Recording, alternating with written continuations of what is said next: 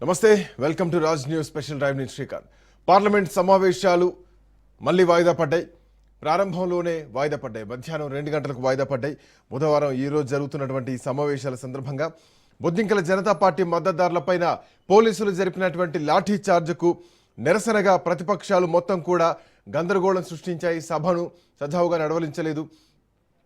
ధర్మేంద్ర ప్రధాన్ రాజీనామా తర్వాతే సభ సజావుగా నడవాలంటూ కూడా ఇప్పటికే మల్లికార్జున ఖర్గే చెప్పారు మా ఆడబిడ్డల బట్టలు చింపే హక్కు మీకెవరిచ్చారంటూ కూడా ఇప్పటికే అఖిలేష్ యాదవ్ పార్లమెంట్ సాక్షిగా ఆయన ప్రశ్నించడం జరిగింది మొత్తం ప్రతిపక్ష ఎంపీలంతా కూడా నల్ల బ్యాడ్జీలతో నల్ల దుస్తులతో హాజరు కావడం జరిగింది మరోవైపు లోక్సభలో అటు కాంగ్రెస్ ఎంపీ కేసీ వేణుగోపాల్ కూడా మాట్లాడారు ధర్మేంద్ర ప్రధాన్ రాజీనామా చేయాలన్నదే ప్రతిపక్షాల ప్రధాన డిమాండ్ అంటూ కూడా స్పష్టం చేయడం జరిగింది అటు పార్లమెంటరీ వ్యవహారాల మంత్రి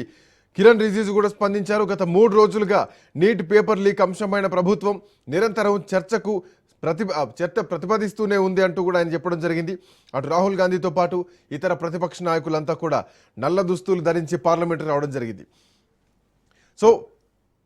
ఏదైతే మొన్న జరిగినటువంటి విద్యార్థులపై జరిగినటువంటి లాఠీ చార్జ్ ఏదుందో ఆ లాఠీ చార్జ్ మొత్తం కూడా ప్రభుత్వానికి చాలా ఇబ్బందికరంగా మారింది సో భారీ మూల్యం చెల్లించుకునేటువంటి పరిస్థితిలో ఉందా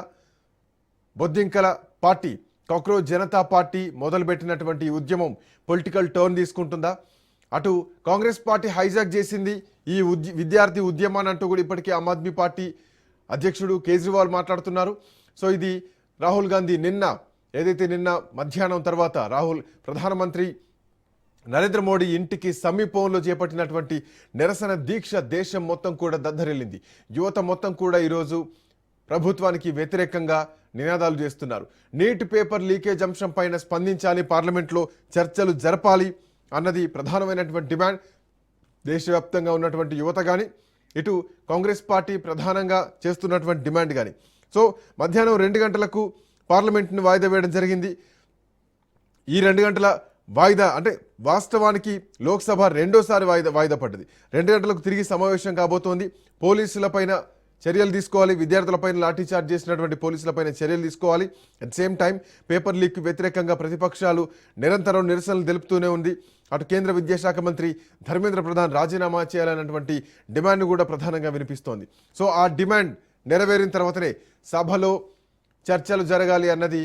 అటు మల్లికార్జున ఖర్గే చేస్తున్నటువంటి ప్రధానమైనటువంటి డిమాండ్ రాహుల్ గాంధీ కానీ మల్లికార్జున ఖర్గే కానీ ఇటు కేసీ వేణుగోపాల్ కానీ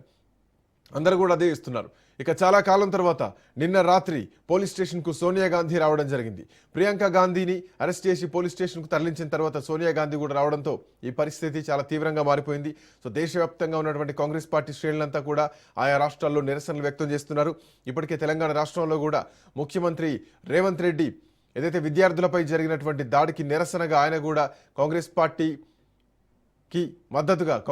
రాహుల్ గాంధీకి మద్దతుగా దేశవ్యాప్తంగా జరుగుతున్నటువంటి ర్యాలీలో ఆయన కూడా పాల్గొన్నారు సో ఆయన కూడా నిరసన వ్యక్తం చేయడం జరిగింది బట్ ఎటువైపు దారి తీయబోతోంది సో ప్రభుత్వానికి వేరే ఆప్షన్ ఏం కనిపించట్లేదు యువతను కొట్టడం ప్రభుత్వానికి భారీ మూల్యం చెల్లించుకున్నట్టుగా మారింది